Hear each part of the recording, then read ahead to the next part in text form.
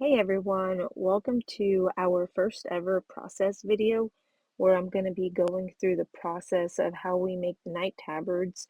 And at the end of this video, you're going to get to see what the final night tabard that we're going to have up for pre-sale tomorrow is going to look like. Um, it's sped up pretty fast, but it's also my first time ever doing this, so bear with me guys because this has been a process and a longer one than I thought it was going to be. Anyway, let's get to it. So here what you see is me actually getting the patterns for the top of the night tabard, and if you can see now, you can see the color. One of the colors that we're using is this like maroon or burgundy.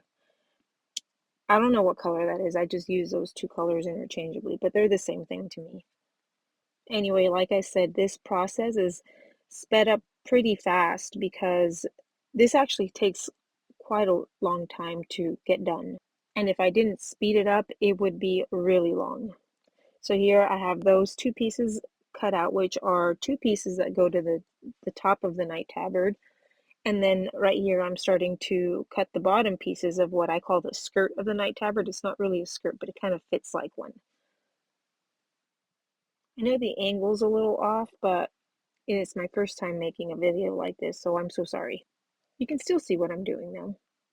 And so I'm finishing these pieces up, and then here I'm going to get the second fabric that we're going to use, and it's a like a silverish color. It does have a little bit of a shimmer to it, but now you know that the colors for this tablet are going to be silver and burgundy, or maroon, whichever you prefer.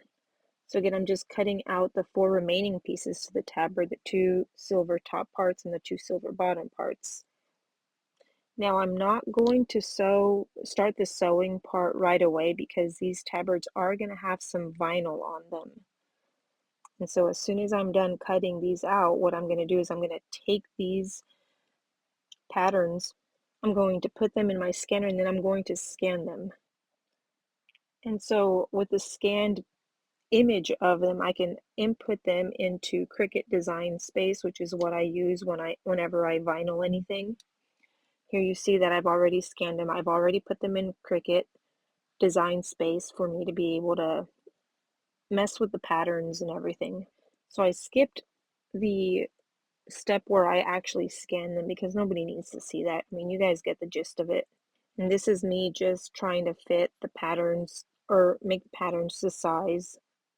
Usually, however, I do tend to sew all of the tabards together before I put any vinyl on them. But for these specifically, I want the pattern on the tops of these vinyls to be able to go throughout the entire fabric to kind of give the impression that the vinyl is part of the fabric. And so when I go to sew the seams, there won't be any part of that fabric that doesn't have the pattern on it. Granted, I do run the risk of accidentally sewing part of the pattern that isn't supposed to be sewn, but that's okay. You all probably will not even notice it. I am my worst critic, so I will notice it. So here you're seeing it all kind of put together, and so I'm just going to go ahead and cut it so that I can get it ready to vinyl onto my fabric pieces. Now right here, I actually forgot to record where the Cricut cut everything and I went and weeded it all out, but it was already kind of a long day. I had just gotten back from soccer practice with my daughter and I forgot. Started doing everything and the weeding and everything, and then realized, oh shoot, I did not record this. So it's all right. That's boring and nobody needs to see it anyway. Right here is actually the fun part. I'm actually taking all of the patterns that I cut out and weeded, and I am finally pressing them onto the fabric. And after I do this, I can then go and start sewing all of the pieces together. The pressing of the vinyl is always my favorite part, except for the maroon or the burgundy fabric. It was a little tricky. Whenever I did press vinyl onto this fabric, the vinyl, not the vinyl, I'm sorry, the fabric kind of got stuck. The backing was just a little tougher than I thought it was going to be, but it's all right. it got the job done and I got the pattern that I wanted. Except for this part right here where I applied the vinyl onto the tops of this tabard because, yeah, my fabric just about got stuck. But it's all right because I was able to salvage that piece and this one too because the same thing happened to this one, but no biggie.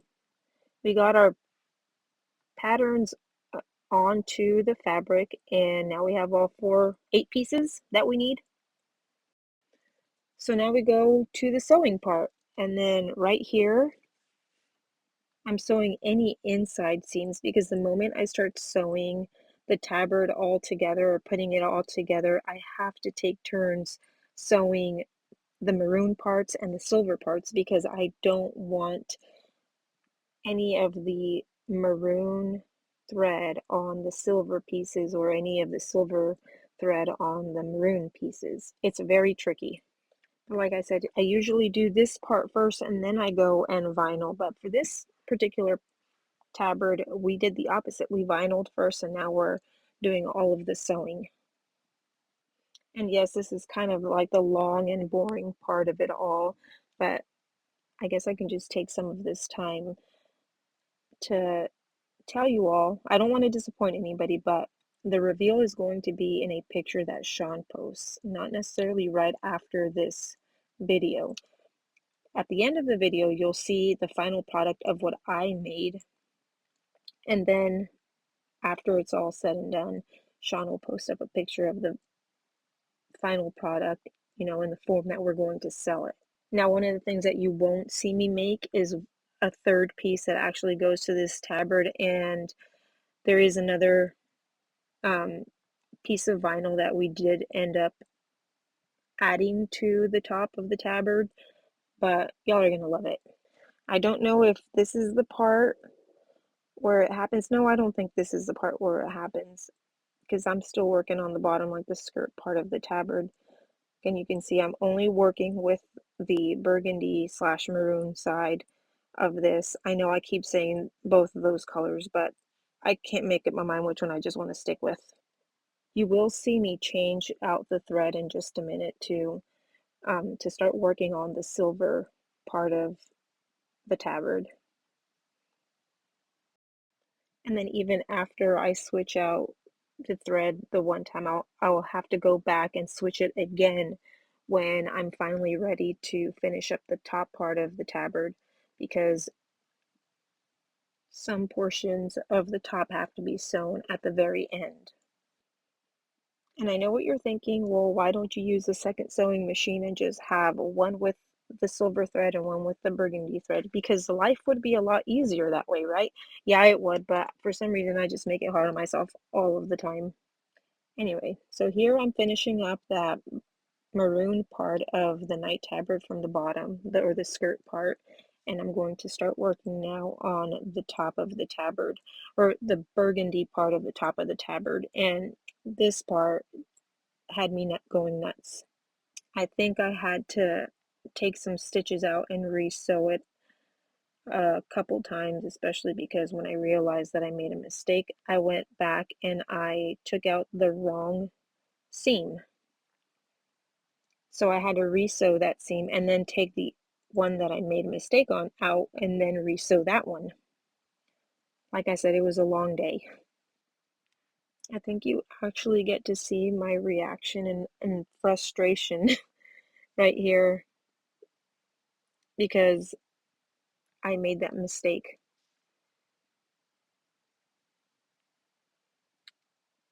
And then I realized that I made the mistake again, taking out the wrong one.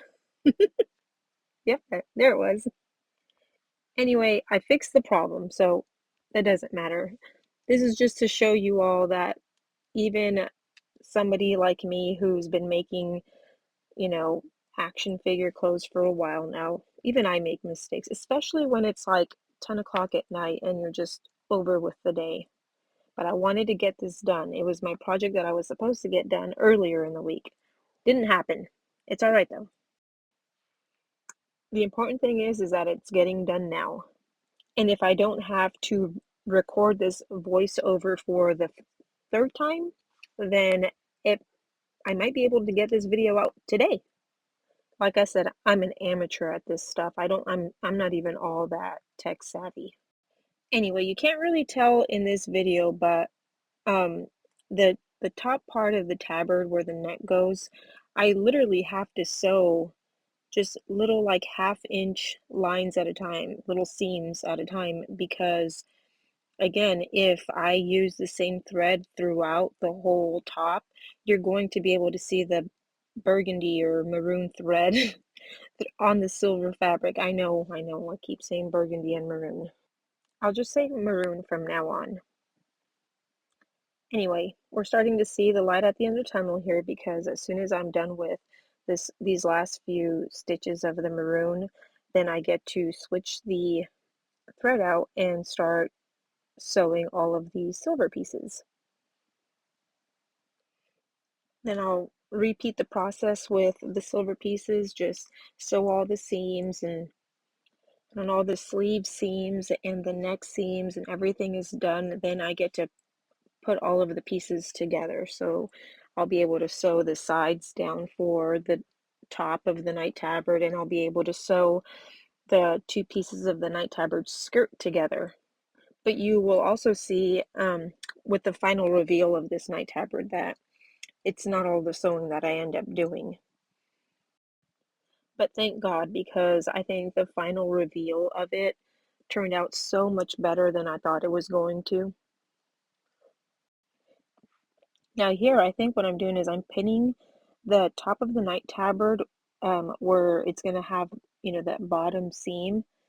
If you've owned one of my night tabards before, you'll know that I do a seam at the bottom that I kind of fish um, a string through so that you're able to tighten it and have it really tapered to the figure.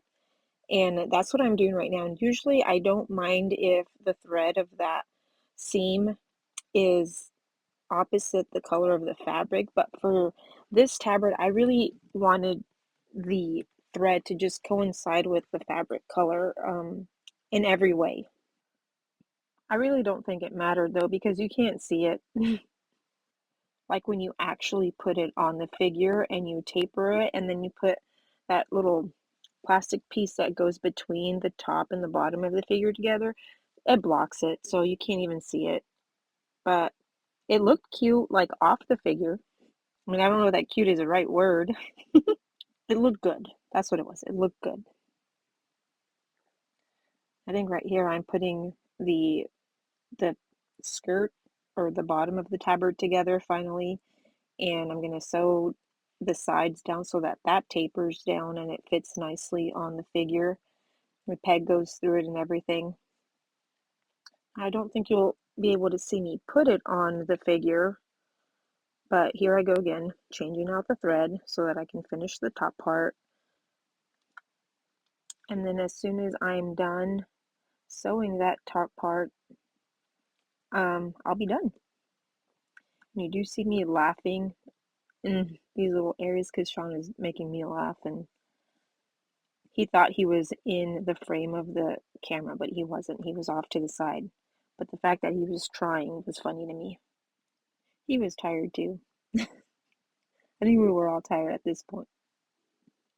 But for as tired as I was, I'm surprised that I only made that one little mistake at the beginning with the top of the tabard and sewing the sleeve shut on accident. And I disappeared here because I went to go grab that piece of string that I'm going to fish through the bottom of this tabard so that we can tie it down and have it tapered to the figure's body. And usually this part goes by pretty fast, but I was struggling. I don't know why. It took me forever to get it through.